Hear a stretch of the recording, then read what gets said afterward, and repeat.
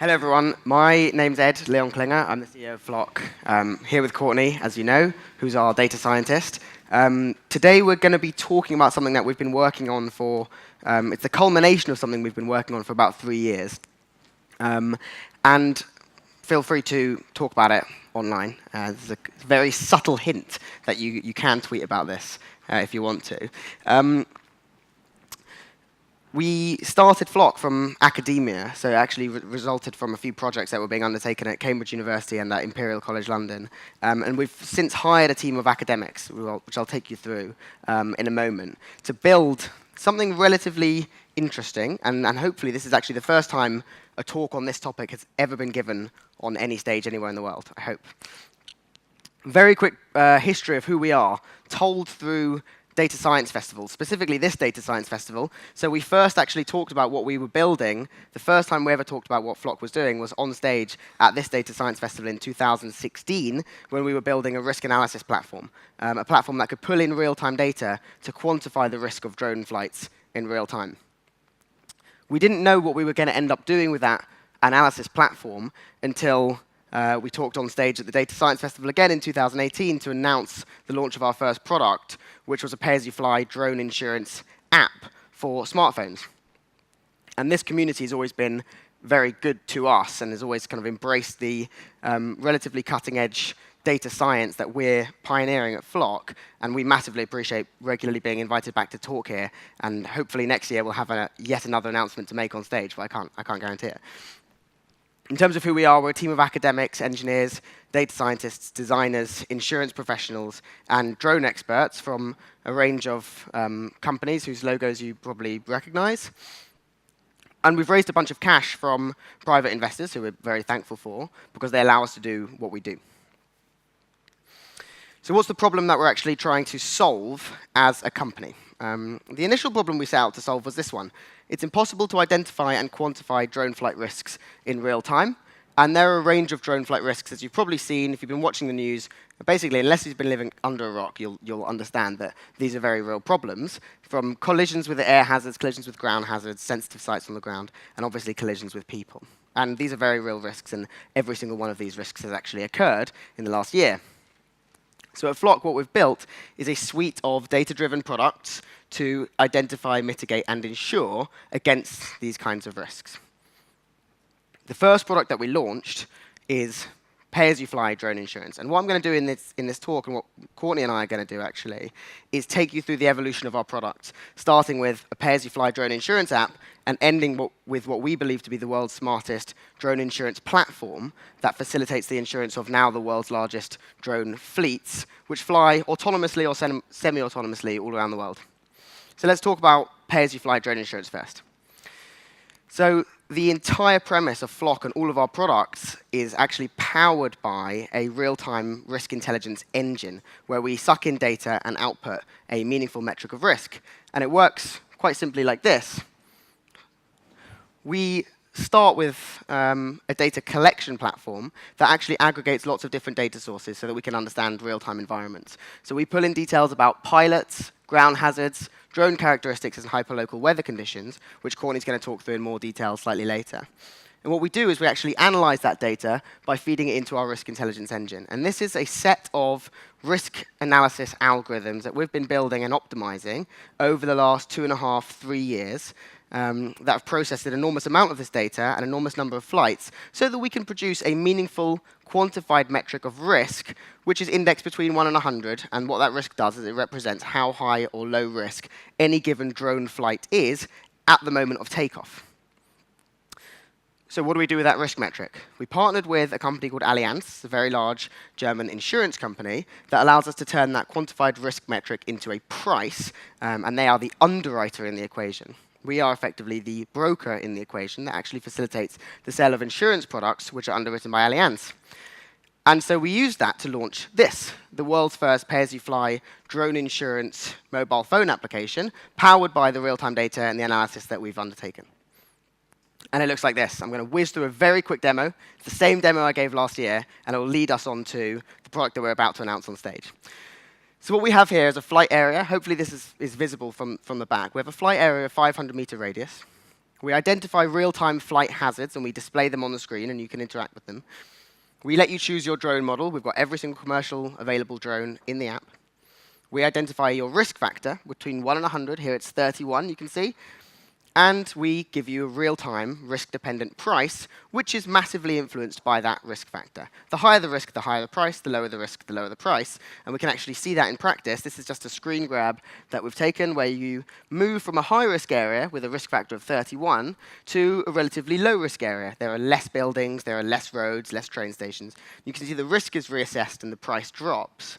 And then again, we'll move from the medium risk area to the low risk area, and we'll see that the price drops again, and the risk factor is now at 6.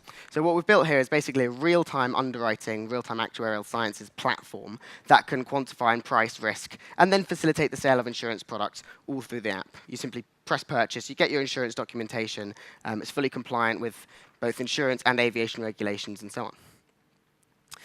We launched this at the beginning of 2018, actually here, the Data Science Festival.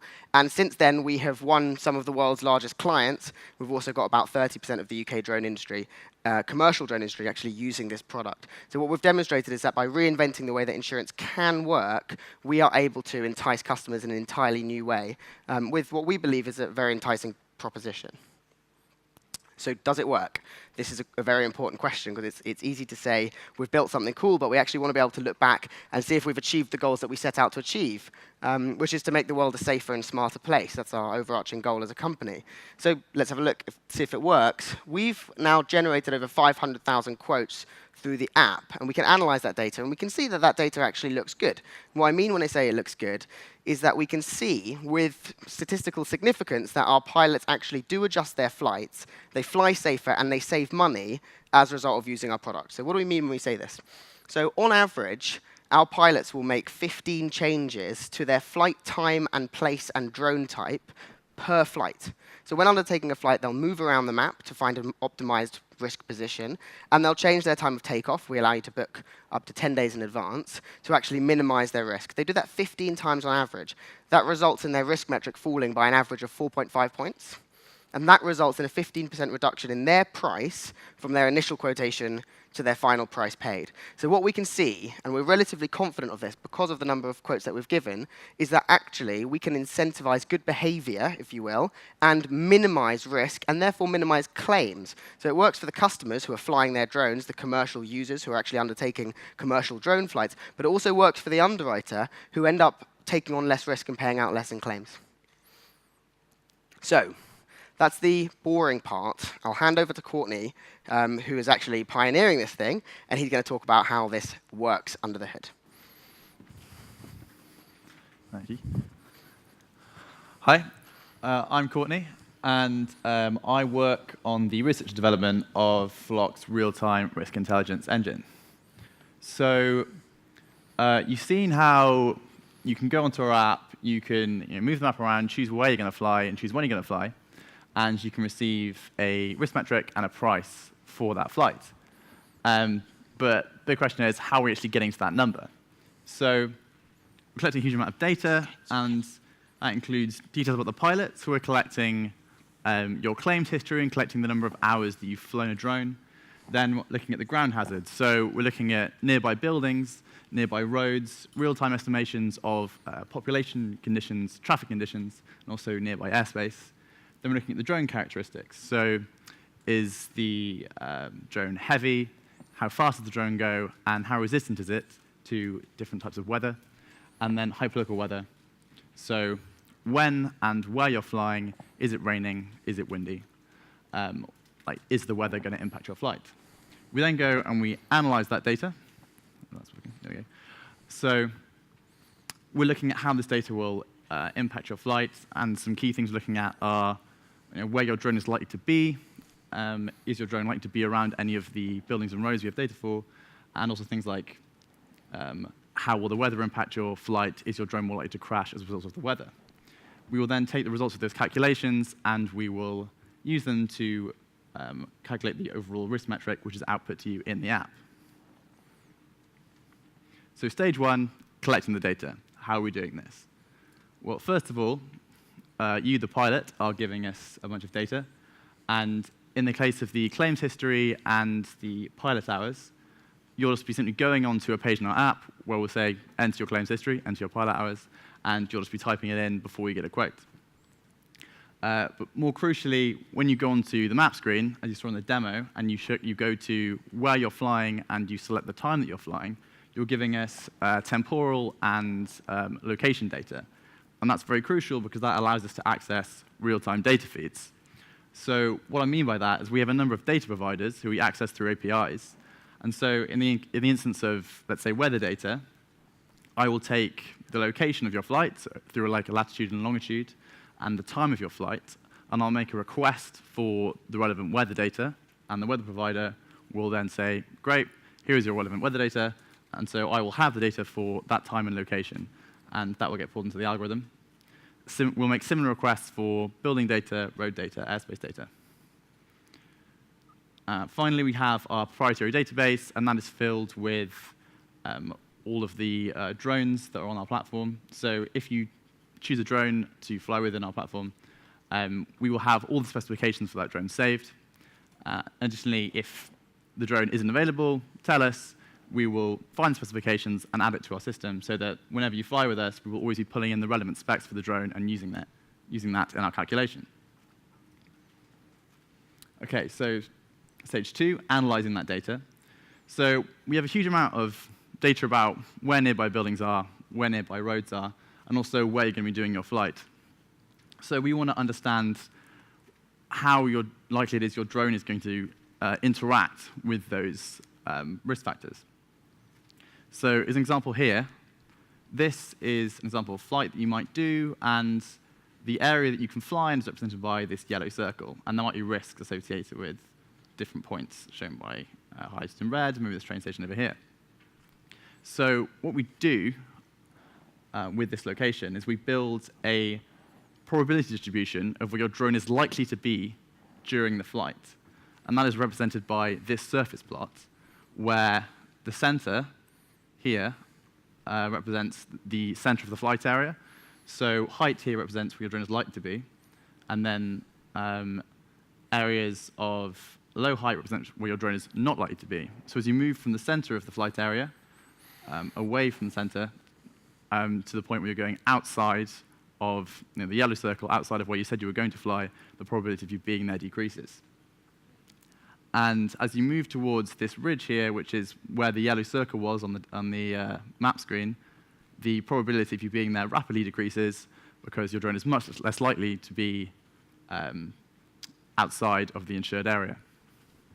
So what we do with this is because we know the probability of your drone being in specific regions in the flight area, and we also know where the buildings are and where the roads are, we can calculate how likely it is for your drone to be near each of those buildings and each of those roads. And then we can then go forward and say how likely it is for an event to happen where there's a loss at each one of those buildings and each one of those roads. So the next stage is we're looking at how likely is it for your drone to crash. And in this instance, we're looking at the impact of weather data on that. So we're looking at the impact of wind and temperature. So, and failure risk here is essentially just probability of crashing. So if we look at the wind axis, initially it starts off with very, very low risk. Your drone's pretty happy flying without any wind around. And then as the wind starts to increase, it hits a point where the risk starts to spike until it's capping off around 100% risk. If you're flying in a hurricane, it's pretty likely that your drone would crash. So that's why you're hitting about 100% risk up there. And then similarly for temperature, there's an area in the middle where your drone's pretty happy flying in those conditions. But then as you start to approach the extremes of temperature, here, over a maximum and over a minimum, that's when the risk starts to spike. One thing to note is we have actually encoded the specifications of the drone into this distribution. So this point where the risk spikes is dependent on the maximum operating temperature of the drone. And so that's how we pull in things like specifications into our predictions. So then we want to quantify the risk. So we've got one stage where we're saying we know where our drone's going to be and how likely it's going to be near, say, a building, and we also know how likely it is for our drone to crash into said building. And that allows us to look at the probability of a claim. We then, and a claim could be any event where there is a loss or damage, and an insurer might have to pay out. And so an example of that might be a drone hitting a building, a drone hitting a person. We then want to know if that event has happened. So if a drone has hit a building, what is going to be the cost of that event? Finally, multiply those together. What's the probability of my event?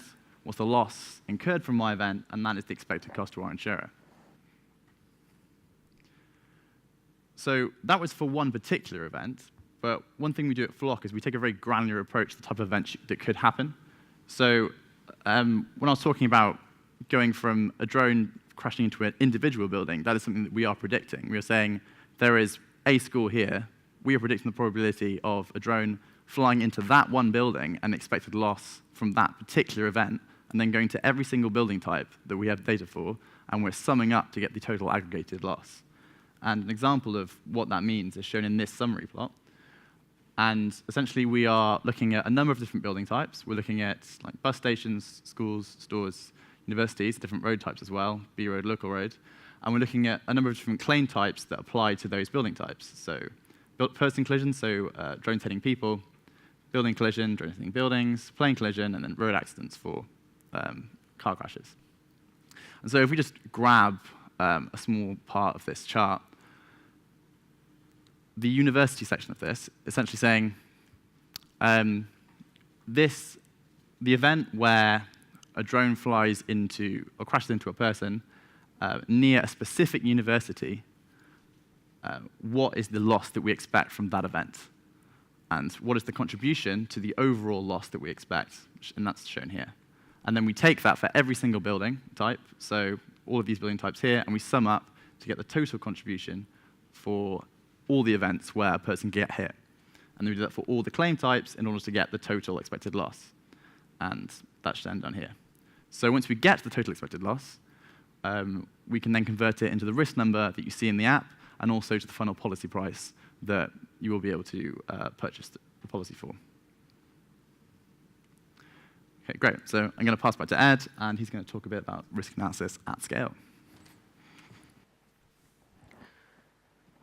Okay, so everything that we've seen so far is what we built with basically micro SMEs in mind. So there are about 5,000 micro organizations flying drones for commercial purposes in the UK, for example. Now, thousands and thousands of those are micro SMEs. So these are small companies with 1 or 2 pilots. And it makes sense for these guys and girls to have phones, which they can simply whip out and purchase insurance through on the spot when they go and do their flights. But there are a number of organizations now where that doesn't actually make sense, because these organizations have built relatively hefty drone fleets. So we're talking about millions of pounds worth of equipment and dozens of pilots, often scattered around the world. And these aren't the kinds of organizations that would buy insurance policies, often with up to £25 million worth of liability cover through a mobile phone. So we're talking about companies like Texo, which have millions of pounds worth of equipment. Like I've said, they're undertaking incredibly high-risk and bespoke flights. They're inspecting high-risk equipment like oil rigs. And they're not the kind of organization that can interact with insurance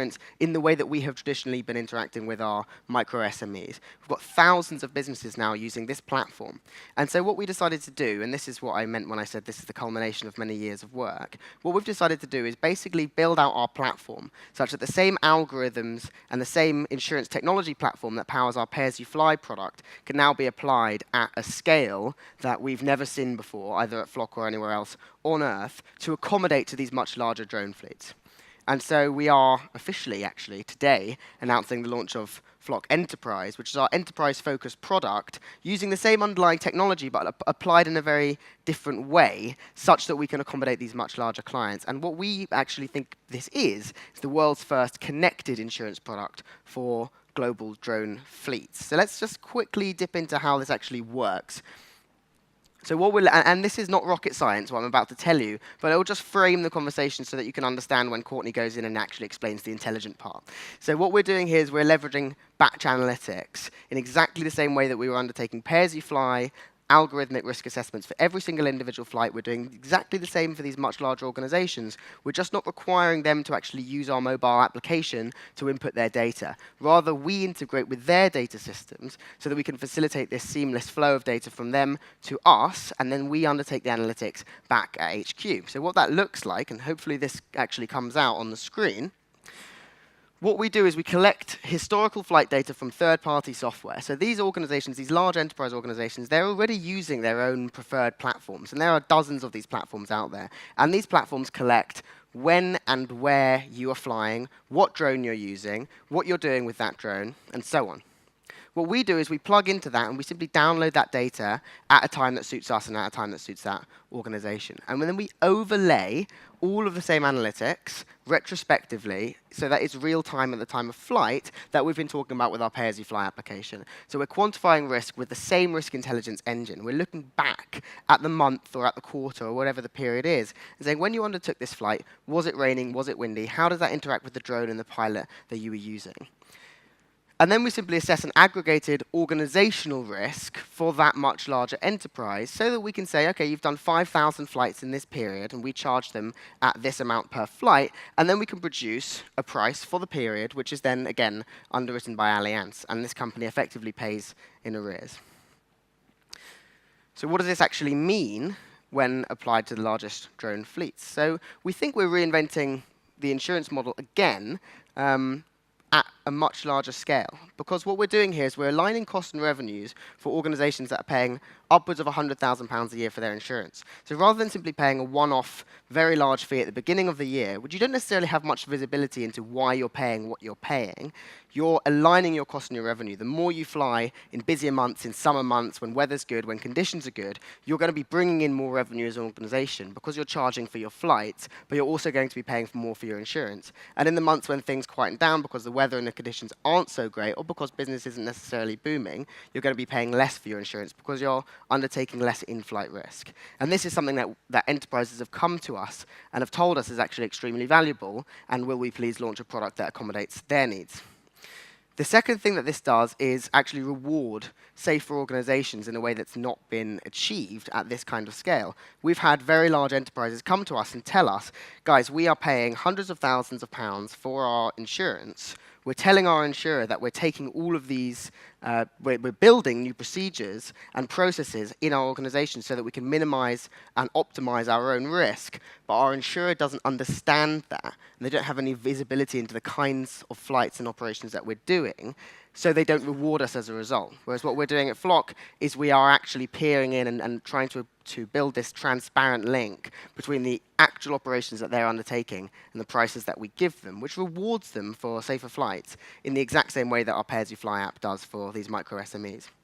And finally, and this is probably what we're most excited about, is we're starting to unlock risk intelligence for these massive multinational organizations that are using incredibly complicated and rapidly evolving technology to do things that have never been done.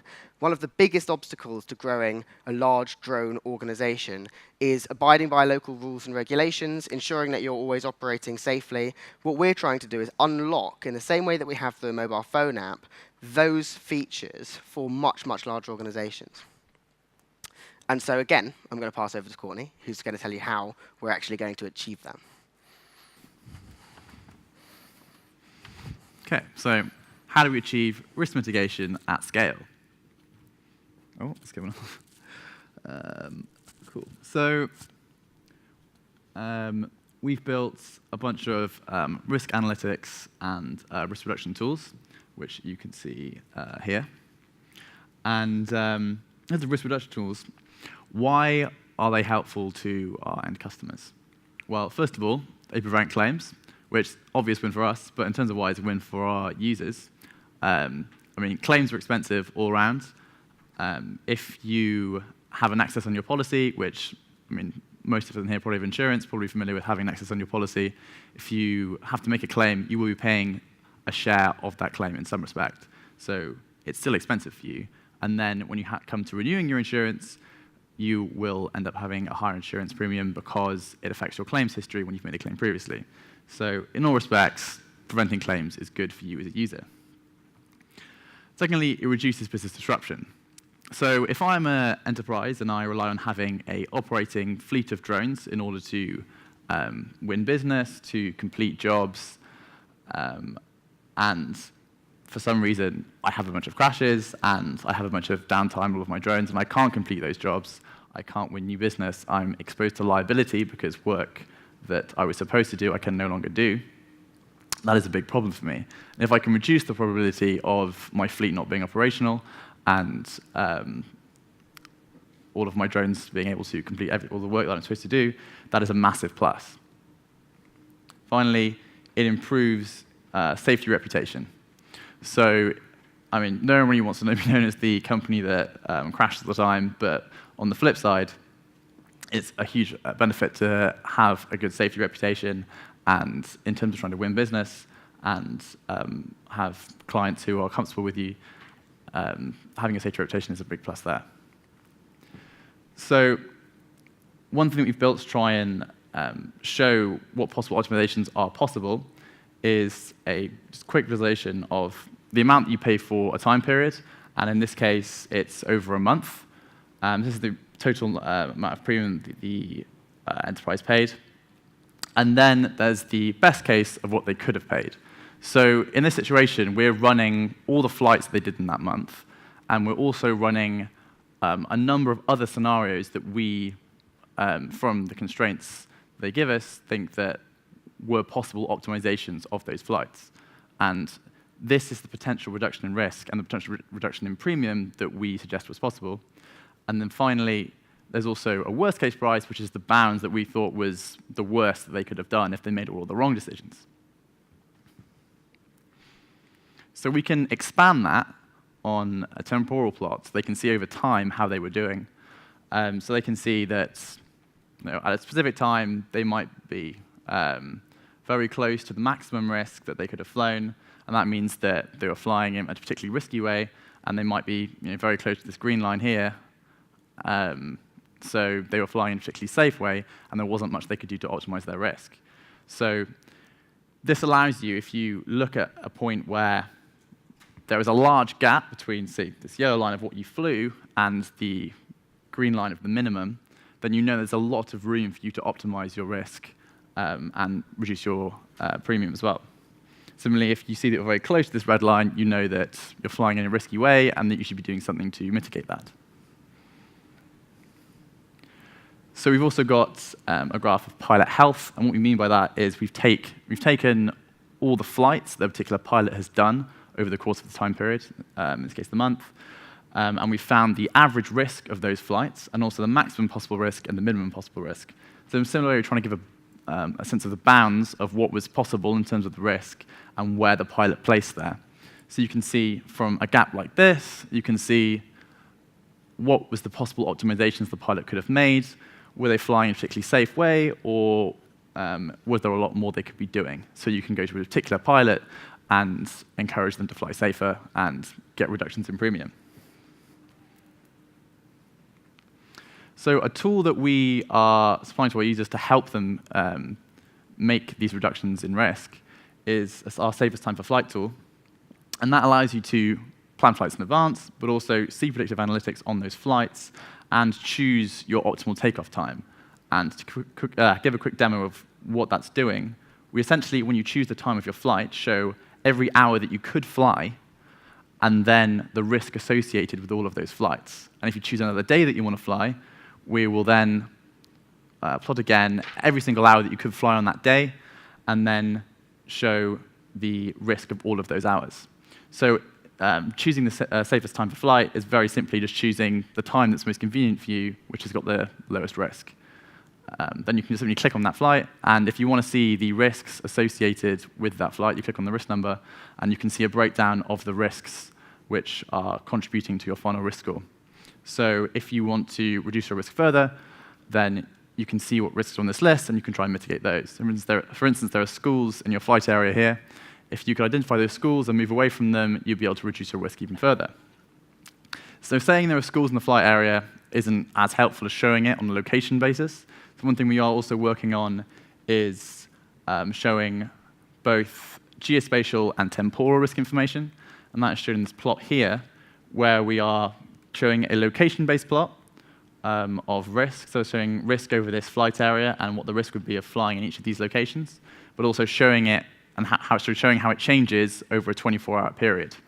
And that allows you to identify not only like hotspots in locational risk, so here there's a hotspot in building risk, which kind of floats up at certain times, but also hotspots in times of day when it's most risky to fly. And that allows you to choose the safest time and the safest place to fly.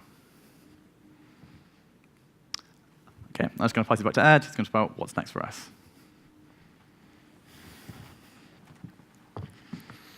Okay, so hopefully what we've done is take you through a relatively comprehensive run-through of what we've achieved so far and where we hope we can go next in the drone industry specifically. And we've been operating in the drone industry now for around, well, since the beginning of 2018 was when we actually launched our first product. The truth is that the technology that we've built, the platform that we've built, and the applications of that platform have quite large implications for the insurance industry more generally. What we've built is what we believe to be the future of this kind of data-driven, risk-dependent model for insurance, which really flips the way that we look at insurance and how insurance can be used rather simply as a worst-case scenario, pay out a claim, actually as a kind of risk intelligence and risk mitigation tool to prevent claims from happening in the first place and to allow us to more intelligently price insurance in a way that's fair for the end user and also for the insurer or the underwriter themselves. This real-time underwriting concept is becoming increasingly popular, and you'll see a number of startups talking quite loudly about it over the next couple of years, we predict. This risk mitigation concept, when combined with real-time underwriting, actually allows, it puts into the hands of the end user the power to understand and therefore reduce their own risks, again with benefits for every single stakeholder in the chain, and packaging that into a set of digital tools, whether that's smartphones or laptops or platforms which are integrated with existing ecosystems, like the drone ecosystem, allows insurers to get massive access to new and emerging markets, but also existing markets which are becoming increasingly connected and increasingly digitized.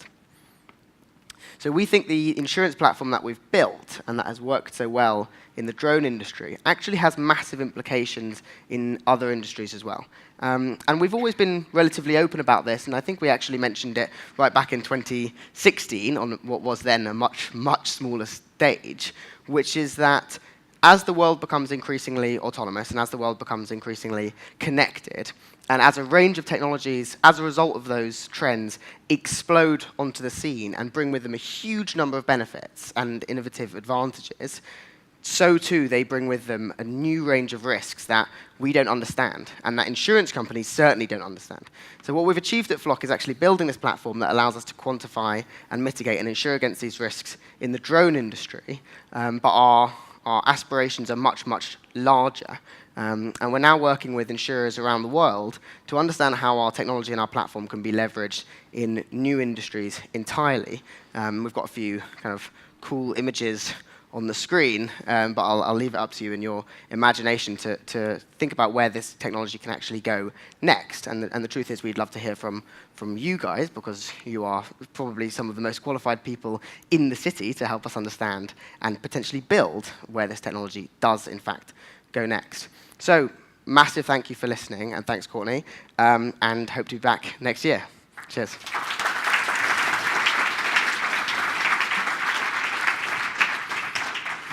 Right, we've got 5 or 10 minutes for Q&A. Have you got any burning questions? Yep, here, then there. Thank you. That was a great presentation, and I think a lot of people in the room are aware that drones and autonomous vehicles are going to continue to be a big disruptor in the next 10, 20 years. And with that in mind, are you planning on doing any crowdfunding soon? So I'm quite keen to get involved. Okay, so the question was, are we going to be doing crowdfunding? We've never been asked that question on stage before, so I do appreciate it. We've not yet crowdfunded as a company.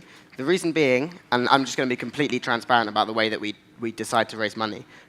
We raise money from investors who we believe can be massively value add for what we're trying to do. The truth is, we are trying to solve some very, very complicated problems as an organization. Not just scientific or technical problems like assessing risk for industries that don't yet exist, or using alternative data sources, building algorithms that have never been built, and then producing a quantified risk metric, but also business problems like working with the world's largest organizations that are bringing in hundreds of billions of dollars in revenue, and us partnering with them. There are now 17 of us in Flock HQ, growing very rapidly and hiring all the time, but we are a tiny, tiny organization, and we work with the world's largest. And that introduces business model problems and challenges, which many companies would deem kind of insurmountable. So one of the ways that we actually get around that is by hiring fantastic people who have the skill sets that we need to be able to help us tackle those challenges, but also building a community of incredibly skilled and experienced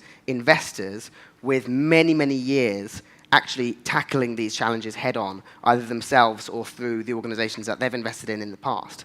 So that's a very roundabout way of me saying that we don't use certain means of fundraising, such as crowdfunding, but that's not to say that people who want to get involved and get stuck in on this and benefit as a result of our growth as a company cannot. And there are a number of ways we can do that, whether it's by bringing in advisory boards, and we have multiple advisory boards for the different industries that we're in, or whether it's by bringing in new employees. That's my preferred method of identifying someone with a massive skill set that can help us, actually bringing them in and having them work closely with us. So we don't do crowdfunding. We do build investor ecosystems and advisor networks as well. Yeah, so great presentation and a great product, really. So my question is around it seems to me like you built like a two-sided product, one that's very valuable to the insurer and one that's valuable to the drone operators.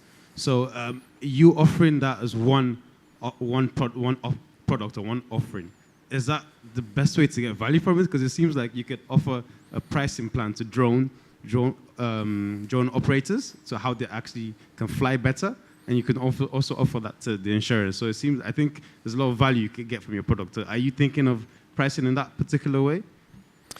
So it's a very good question, and it ties into some of the things that we're actually working on over the next kind of 12 to 18 months. I'm not going to be able to answer the question in full, but I'll give you a few little anecdotes which might help, and then we can just talk about it ad infinitum afterwards. So we actually give away the risk analytics for free.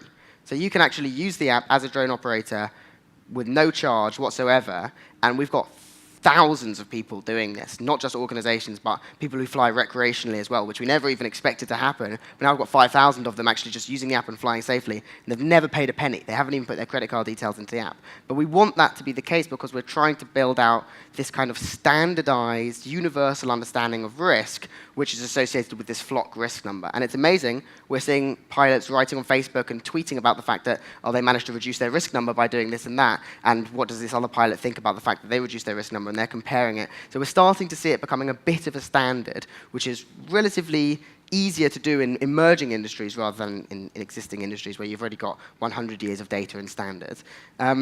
The way that we make our money in the drone space is actually by facilitating sales. So we take a percentage of everything that we sell. So we want to create the best possible experience for the pilots. We want to make their lives fantastic and as easy as possible. We want to make the product easy to use so that they use it. But we also have to bear in mind that we're working with very large insurance companies which are very worried about their loss ratio, so the amount of money that they actually pay out compared to the money that they bring in. So you are right, we have this two-sided business model. We give away the risk analysis for free, not to say that it will always be that way in any industry we ever enter, but that's the way that we're doing it now, which allows us to build this massive ecosystem of pilots, gather as much data as we can from them and iterate the product and improve the product, and also feed the algorithm, so we now have 500,000 quotes that have gone through it, so that we can simultaneously serve the insurers what they require. I'm not sure if that necessarily answers the question. If not, we should just talk about it.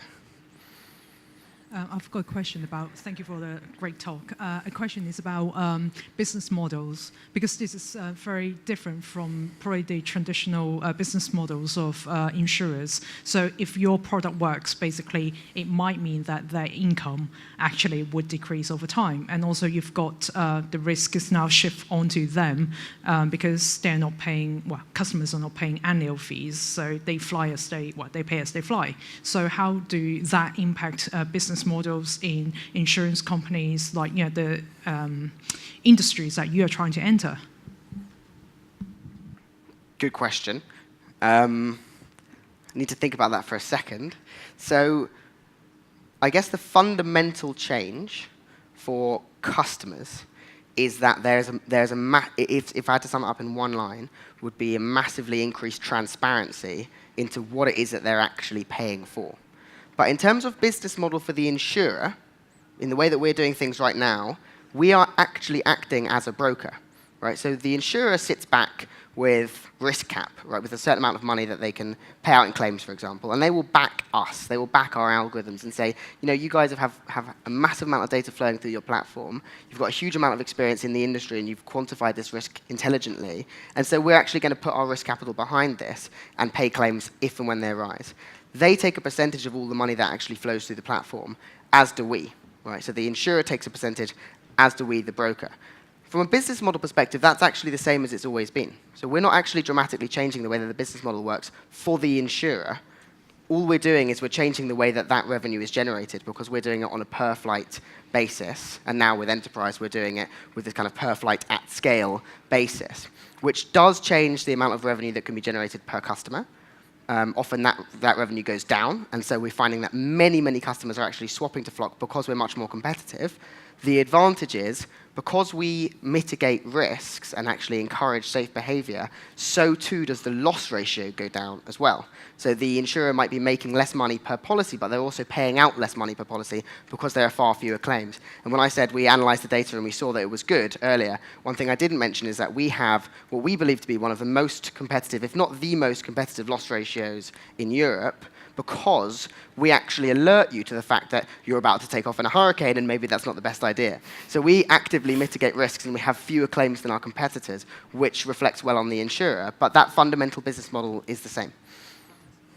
Okay, thank you. If we could, again, thank our speakers in the traditional way. Thanks, everyone. Thank you. Thanks, everyone.